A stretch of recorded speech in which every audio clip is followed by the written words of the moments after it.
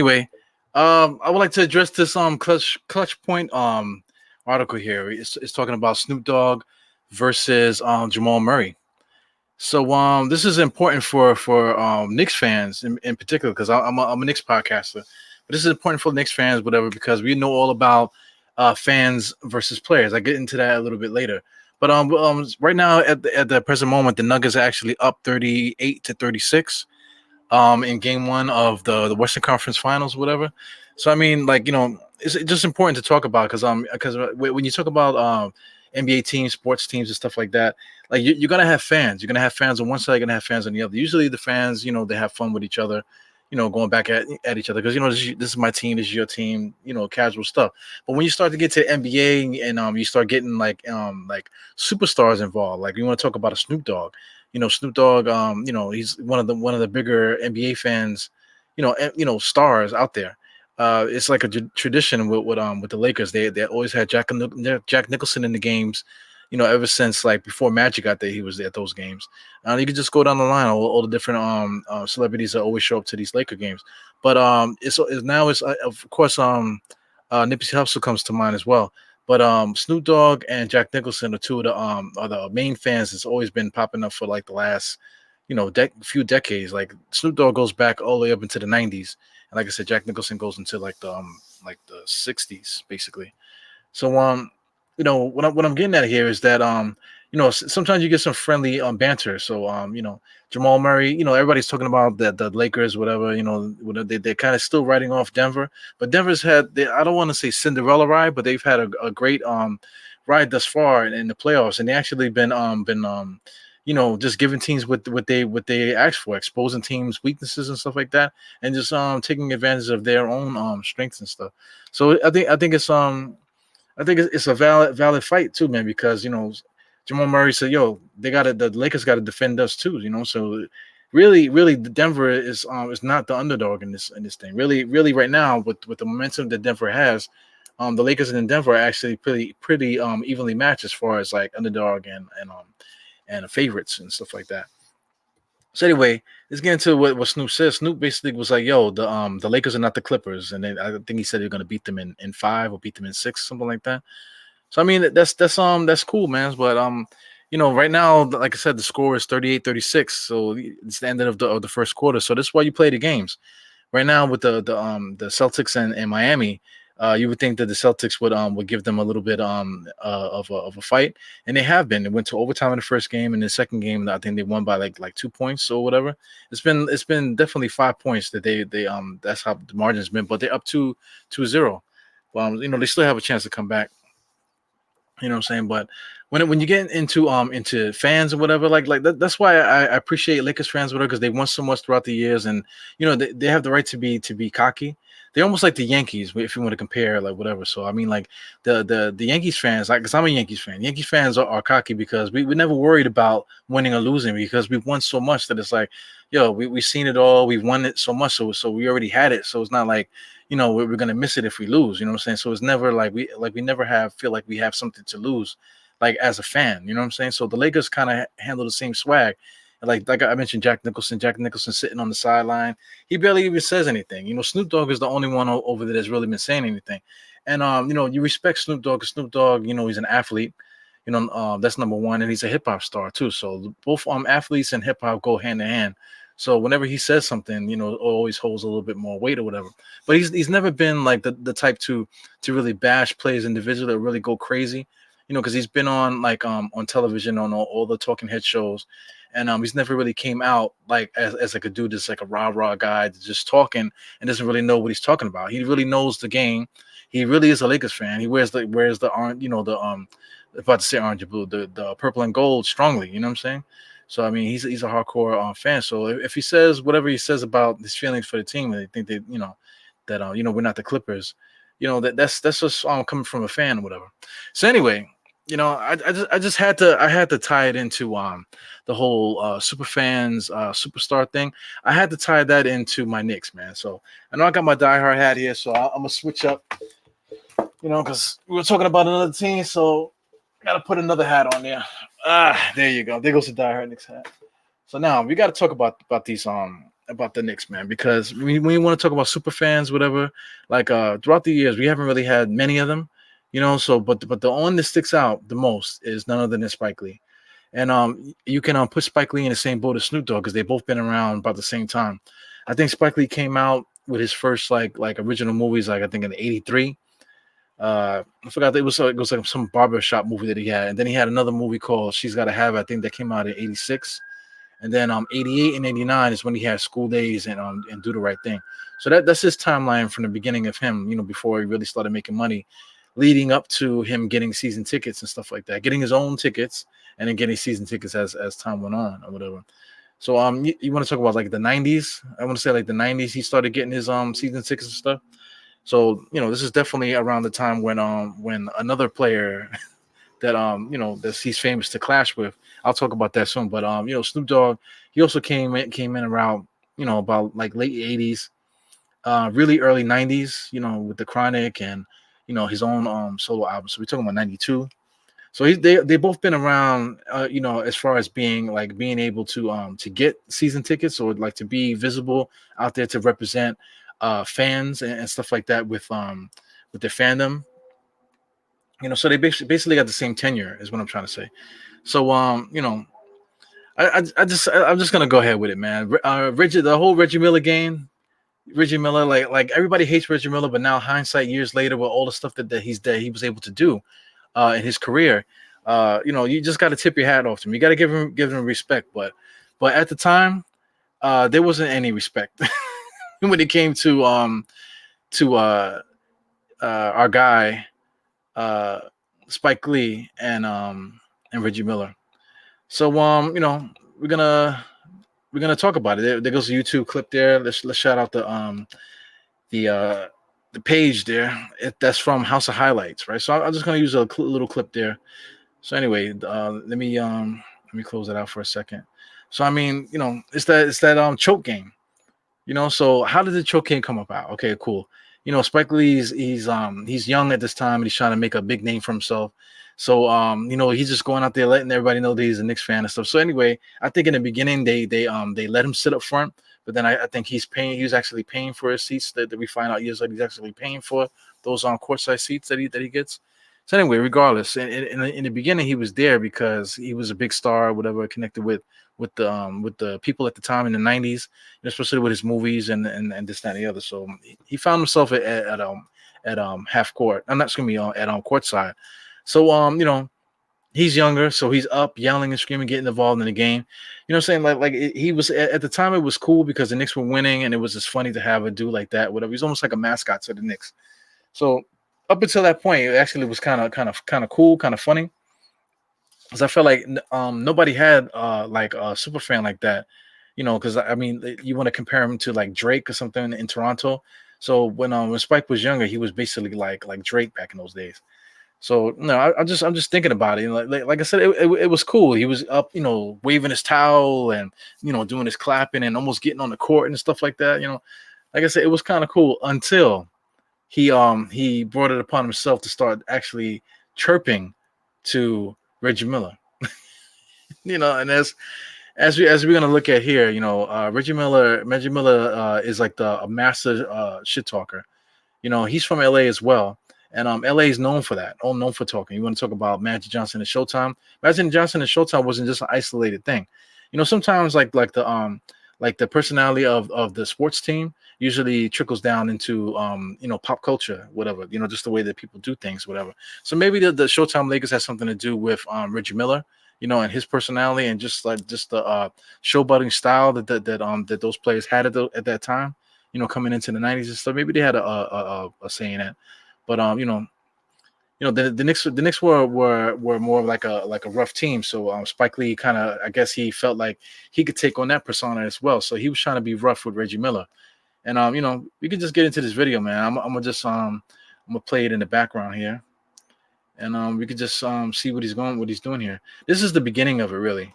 So you want to talk about like the first chirping here? He's like staring down Spike Lee talking. You know, he's not even in the game. He's just focused on Spike Lee, which is annoying. This is the 3-point shot from the corner that he had. This is the one where they actually turned around and started cursing at him. And if I'm not mistaken, I think he had his wife sit next to him, which was even crazier. So we just looking at the game. This is when he got the steal. I think that's Workman. Workman had got fouled. His another shot in the corner. He was like one of the greatest shooters at the time, and you always find him open in the corner. I'm waiting to get to the choke thing. Look at Spike Lee with his hands in the air. That he was known for that. It was cool up until this happened. So this part of the clip here where he first chokes like that. Now watch what he grabs his nuts. They're not gonna show it I guess in the highlights or whatever. But he actually grabbed his nuts. So I mean that's like the most disrespectful thing that you could do to somebody. And Spike Lee, you could talk all that junk all you want, but I mean a guy is grabbing his nuts. Which is this when he calls him a bitch? Yep, he calls him a bitch right there. Look, there goes his wife right there. You can't say anything. All that shit that you were talking. You know, uh, you know, you can't back it up now. NBA game, what you gonna do? Fight the dude or whatever? He called him a look. This is then they beeped it out. But I mean, he called him a bitch, right in front of his wife. He grabbed his nuts in front of his wife. You know, I don't even want to look at it anymore. Let me X this out because the thing about it, man, is that like you just can't do that. I mentioned the errors. You know, Showtime Lakers gave birth to people like Reggie Miller, right? So now Reggie Miller's in the NBA. The Knicks gave birth to people like Spike Lee, the young Spike Lee, when he was yelling and screaming on the sidelines, doing whatever. And then Reggie Miller basically checked him. So I think the NBA is kind of far away from that type of thing because the players are just not like that anymore. Like these guys are now they're the LeBron babies. LeBron is the king right now. So LeBron is he's gave birth to all these young guys. So all these young guys are basically diplomats. You know what I'm saying? Like Jamal Murray, real cool. He's a superstar on that team. You want to talk about Joker? Joker's the same way, nice and cool. Take a look at basically every star in the NBA. Everybody's just chill. Even like a dude like Jimmy Butler, he had that little run in with the Timberwolves when he was cursing and all that stuff. That's kind of like uncharacteristic of him, But all these guys are like Kobe babies. When we talk about Kobe, they're Kobe babies. They're LeBron babies. These two guys are stoic figures, whatever guys that don't usually get rattled too easily, and they carry themselves in a certain way, and that's what these players are doing. They're emulating that type of thing. So I mean, like when Snoop Dogg says something, you're not gonna really get a response that like Spike Lee would give, or something that would have happened in the '90s or whatever. You're not gonna get that response because it's just not that type of era. So my hats off to Jamal Murray because you're gonna say what you're gonna say to within reason. What I'm saying, because you don't want to get into tampering or get yourself pulled out of a game because of comments that you made. Especially to like a fan on the side that doesn't really have anything to do with anything. So you go out there and play the game. So after the game is over, then you could talk your junk, whatever. So man, so I mean, it's just cool, man. I just wanted to mention the whole Spike Lee thing. To talk about Spike Lee, man. I'm not a Spike Lee fan. I actually like his movies. A lot of his movies are pretty good, iconic. Like you want to talk about Do the Right Thing, School Days is pretty iconic. There's always been like little scenes and stuff like that was never cool with me. That he always throws some kind of like controversial scene, especially something having to do with women, whatever. And he even had his sister naked in one of his movies, whatever. So I'm not a fan of that type of that type of shock stuff. Tell your story, and then do it. You don't have to exploit women just to sell the movie. You know what I'm saying? So that's like another subject, whatever. But I'm not really a fan of Spike Lee and his whole antics of him being a super fan. And I don't call him a super fan. And then you're gonna fast forward now because we're gonna talk about the Dolan thing really quick, whatever. So like the Dolan situation, well, like he was going through the wrong entrance for years. Nobody said nothing to him. So then it comes to a point where he gets greeted by security and they're like, "Yo, Spike, you got to come off the elevator. They want you to go use the other exit." You know what I'm saying? I'm quite sure they didn't disrespect him. Spike Lee been going through there the whole time. They just follow him. Oh, these guys are working. You know what I'm saying? So he takes the elevator up to the next floor because he's like, "Yo, fuck you guys. I'm not getting off the elevator." Anyway, he goes up to the next floor. He's greeted by more security. He said, "Little Spike, you got to go to the other exit, whatever." So anyway, he doesn't. You know what I'm saying? So anyway, somebody escorted him to a seat. So fast forward, Dolan himself actually went down there and tried to apologize and explain to him whatever was going on, whatever. So everything should have been good, but then he goes to First Take. You know what I'm saying? Now for me, as a Knicks fan, if you're gonna go to First Take on ESPN and start just chirping like that, then you're done. To me, you're done because Stephen A. Smith, he calls himself a Knicks fan, but he's not for us. You know what I'm saying? Max Kellerman is another guy. He hates the Knicks. You know, he's just that whole rhetoric. These guys got millions of dollars based on bashing the Knicks. So he went on the show to bash the Knicks even more, to bash the owner, only because he got his feelings hurt because these are like rich people problems. You know what I'm saying? Like he was going like I said, he was going through the wrong exit for the longest time. He knows everybody, so Spike Lee's there. Oh, I'm big in life. I could just go into this exit when I feel like it. And oh, hey, I got my cousin today. Hey, I got my best friend today. Hey, I got this dude I grew up with today. And the guys just let him in. That's the way that there's been. But I guess after 9/11, years passed or whatever. Now we want to talk about terrorist attacks and all this other stuff. Maybe they want to clean up with what they've been doing, or maybe they have a different experience now that they want to try with their stars.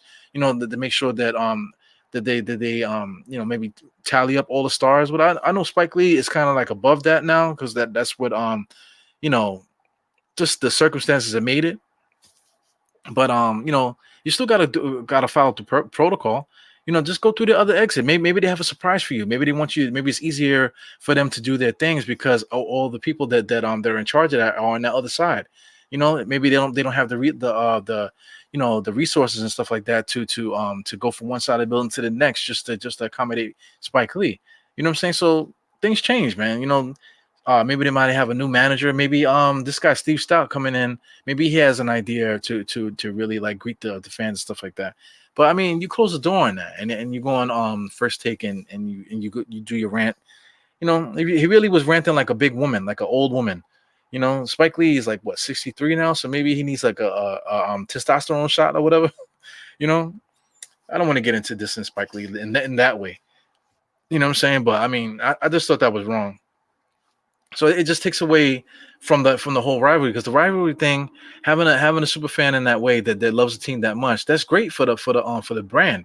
You know what I'm saying? But then when somebody does that and betrays the whole thing, the whole reason why you're even there, the whole reason why anybody even cares about you is because of the Knicks, and you're gonna do that.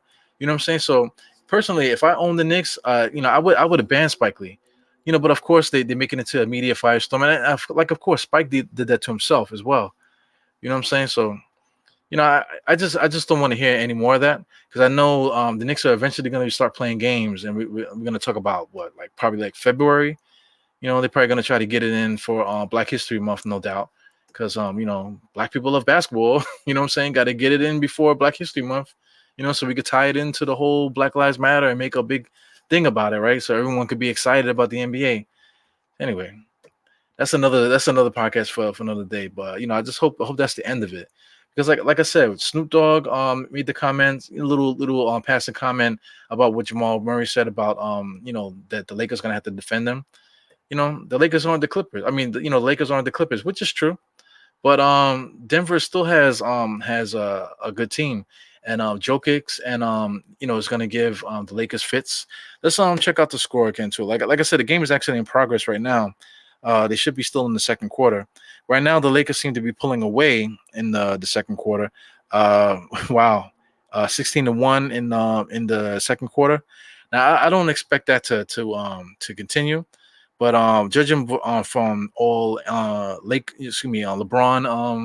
teams, they always wait for a point in the game when they can pounce on you and they can just jump, try to start running and try to throw the ball down your throat and take your heart from you. So I doubt that Denver is gonna get really like blown out like that. We'll see, because we still got a lot of basketball to play. But yeah, man, it's fun being a Knicks fan, man. You know what I'm saying? I got this podcast, got my stuff going on here. I got all the colors and stuff like that. Orange and blue is in my blood. And looking at it on the screen, having the orange and blue like that, makes me feel good. You know what I'm saying? So I know Lakers fans feel the same way. I know Clippers fans feel the same way with their color schemes and stuff like that. So it's all funny games, man. Until you cross the line, basically what Spike Lee is now known for, and it's going to be infamous for, you know, if he doesn't really stop. So anyway, this is E with Andy Starr, host of the Dynasty Podcast. I just want to chat a little bit about Superfans and NBA stars. This is really more about Snoop versus Jamal Murray. And good luck to the Denver Nuggets. Like I said, I don't give a damn about either team. I just like basketball. And the matchups right now, talk about the Lakers and Denver. It's a great matchup. And Miami versus the Boston Celtics is a great matchup as well. So yeah, I'm gonna let you guys get back to your game. Thanks you if anybody was tuning in here on Sportscaster. This is a Sportscaster exclusive podcast right now. So get back to the game, enjoy, and I'll see you guys on the next one, man. Oh, once again, as we do on the podcast, it's E with Andy Starr. 4 fingers to your forehead, tucking your thumb. Salute.